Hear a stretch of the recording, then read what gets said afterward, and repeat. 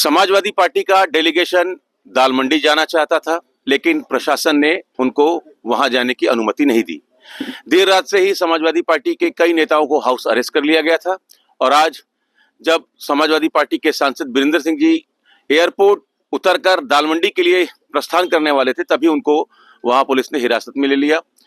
करीब 1-1.5 घंटे बाद उनको फिर छोड़ा गया। अब इस पर बातचीत करने के लिए हमारे साथ समाजवादी पार्टी के तमाम लोग हैं जो दाल मंडी जाना चाह रहे थे, पहले मणिकर्णिका और अब दाल मंडी, है ना। दोनों जगह आप लोग को नहीं जाने दिया गया, क्यों नहीं जाने दिया जा रहा? आप लोग को क्या लग रहा?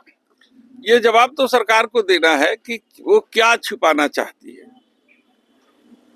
और जब हम पीड़ितों से उनकी कष्ट को, उनकी जो है दिक्कतों को जानने की कोशिश कर रहे हैं, क्योंकि राष्ट्रीय अध्यक्ष हमारे ने ये कहा है कि आप लोग जाइए, जो वहाँ के रहने वाले लोग हों उनको क्या दिक्कत है, क्या सरकार उचित मुआवजा दे रही है, क्या उनको जबरदस्ती खाली कराया जा रहा है, क्या उनको विस्थापित करने का प्लान जो है हो रहा है कि नहीं है, अब विस्थापित करने का प्लान है तो क्या है।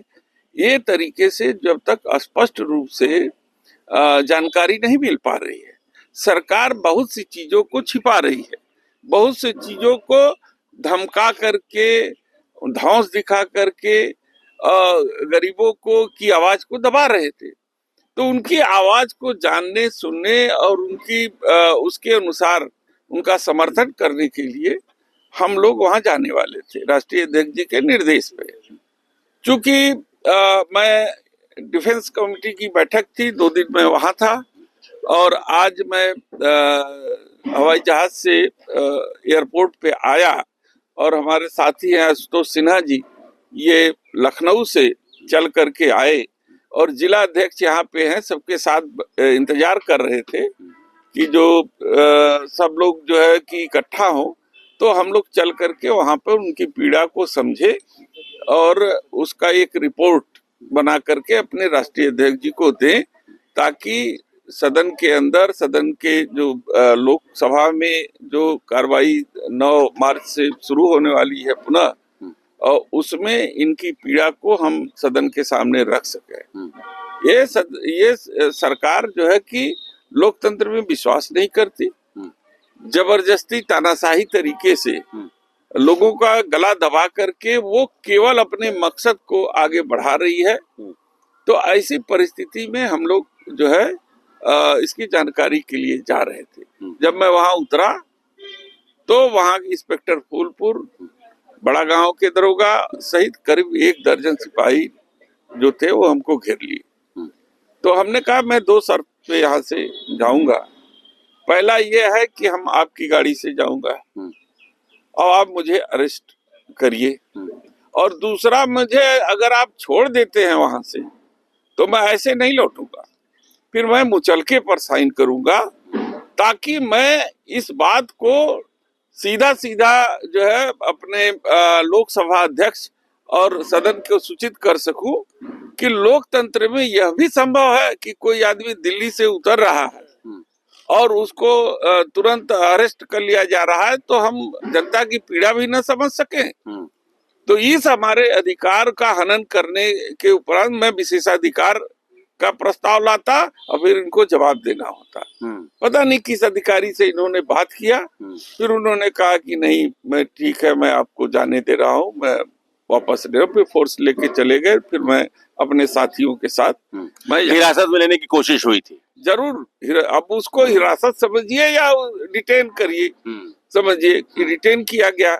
और हमारे साथी आशुतोष सिन्हा को तो चौकी पर बैठाया गया था। जी, चौकी पर बिठा लिया गया आपको? जी, आज क्योंकि जब विधानसभा सत्र खत्म हुआ कल, आज हम लोग आ रहे थे। आने के बाद जब मैं बाबतपुर एयरपोर्ट के पास पहुंचा तो लगातार फोर्स लगाकर मेरी गाड़ी रोकी गई। रुकने के बाद मुझे चौकी पे ले जाया गया। मैंने जब पूछा कि भाई आप क्या जानते हो, मैंने क्या अपराध किया है, अपराध बताओ।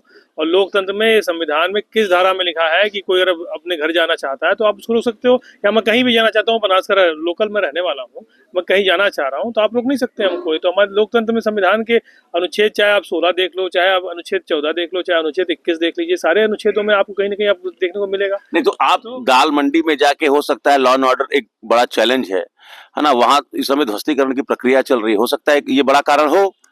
नहीं, ये मैं जानना चाह रहा हूँ कि अगर मैं बनारस का रहने वाला हूँ और मैं बनारस में जाना चाह रहा हूँ, अभी तो मैं एयरपोर्ट ही था, अब मैं अपने घर जाता कि पहले दलमंडी जाता या मैं कहीं और चला जाता, ये तो आप नहीं तय कर सकते, ये तो पुलिस नहीं तय कर सकती।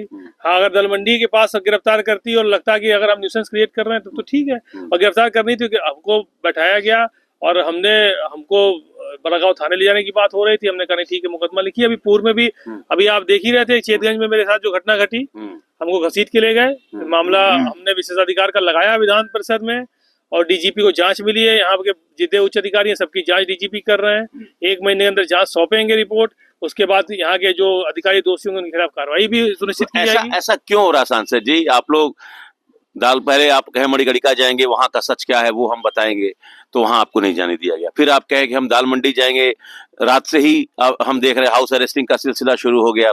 फिर हम देखें आपके आवास के 200 मीटर आगे वहां भी आपके कार्यकर्ता गुत्थम गुत्थी किए हुए थे पुलिस के साथ। ये क्यों हो रहा, क्यों नहीं जाए? ऐसा क्या है दाल मंडी में कि आप लोग को नहीं जाने दिया जा रहा है? देखिए, ये सरकार राजतंत्र में विश्वास करती है। लोकतंत्र और राजतंत्र के बीच में एक बहुत ही पतली रेखा, जो विश्वास की रेखा है, वो होती है। संविधान हमको अधिकार देता है, ये सरकार उस संविधान के इतर जा करके राजतंत्र के तरीके से वो हम जो है कि ये सरकार चलाना चाहती है और आम जनता के अधिकारों का हनन करना चाहती है। आम जनता के अधिकार के हनन के साथ साथ वो अब संसदीय प्रणाली में भी उसको विश्वास नहीं है। जो सांसद का एक अधिकार है, जो प्रिविलेज है, जो एक विधायक का अधिकार है, उसका जो एक प्रिविलेज है, उसको जो है ये चैलेंज करते हैं, क्योंकि ये संविधान के ऊपर ये सरकार विश्वास नहीं करती है, जो देश के लिए बहुत दुर्भाग्यपूर्ण है। जी, आज एक महत्वपूर्ण घटना घटी है। शंकराचार्य अभिमुक्तेश्वरानंद जी ने एक प्रस्ताव पूरे देश को भेजा है। एक तरफ उन्होंने अपना नाम लिखा है और कहा है कि गौ रक्षा के नाम पर या तो आप शंकराचार्य के पक्ष में हैं, या गाय को आय का साधन मानते हैं तब आप मुख्यमंत्री जी के पक्ष में हैं। तो गौ रक्षा को लेकर आप शंकराचार्य जी के साथ हैं या मुख्यमंत्री जी के साथ? वो प्रस्ताव भेजकर पूछ रहे हैं सबसे। देखिए, सवाल ये है कि ये सनातन की दुहाई देने वाले दोनों, एक तरफ योगी आदित्यनाथ जो पीठाधीश्वर हैं और दूसरी तरफ हमारे शंकराचार्य अखिलेश्वरानंद जी हैं, ये दोनों के बीच का मामला है। हमारा मामला केवल इतना है कि शिखा पकड़ करके जिस तरीके से बटुकों को अपमानित किया गया, तो जो जिसने अपमानित किया या तो वो शिखा के महत्व को नहीं जानता, या शिखाधारी के सम्मान की बात वो नहीं जानता, और ये अपमान देश का नागरिक बर्दाश्त नहीं करेगा। हम केवल इतना जानते हैं कि इस अपमान करने पर मुख्यमंत्री जी को क्षमा मांगना चाहिए और संबंधित उस अधिकारी के खिलाफ कठोरतम कार्रवाई की जानी चाहिए।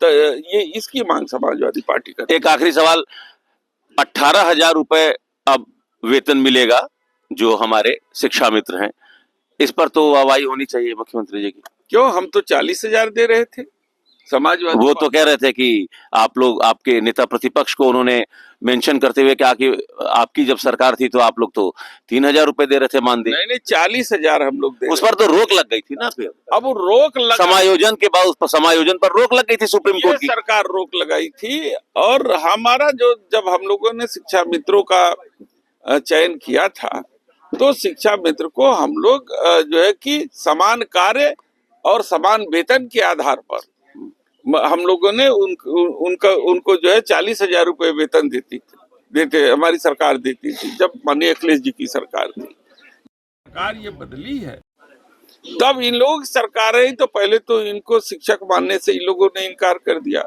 फिर जब ज्यादा दबाव आया तो फिर इन लोगों ने उसको जो है कि मानदेय बनाना शुरू किया। 10,000 रुपए आए, अब 10,000 से कुछ और बढ़ा दिया, 18,000 कर दिया। तो ये कोई भीख नहीं कोई मांग रहा है, वो अपने अधिकार को मांग रहा है जो कानून ने उनको दिया है, वो ठीक अधिकार मांग। ठीक, अब एक आखिरी आपसे, दाल मंडी पर अब क्या फैसला है आप लोग? दाल मंडी की लड़ाई हम लोग लड़ेंगे, क्योंकि जो भी गरीब है, जो पीड़ित है, दुखी है, उसकी लड़ाई समाजवादी पार्टी लड़ती रही है, लड़ने का काम करेंगे। और हम लोग तब तक लड़ेंगे जब तक न्याय नहीं दिला देंगे। दाल मंडी के लोगों से मिलने का भी काम करेंगे। आने वाले समय में उनकी जो मांग है मजबूती सदन में उठाने का काम भी किया हम लोगों ने। आने वाले समय में सड़क से सदन तक लड़ने का भी काम करेंगे। चलिए, तो समाजवादी पार्टी दाल मंडी की लड़ाई लड़ती रहेगी। Amit Singh, TV 9 UP, Varanasi. Fenesta windows, beautiful and durable designs, installation से मेंटेनेंस की लाइफ लॉन्ग कस्टमर सर्विस। आपके घर में फिनेस्टा नहीं है तो कॉल कीजिए।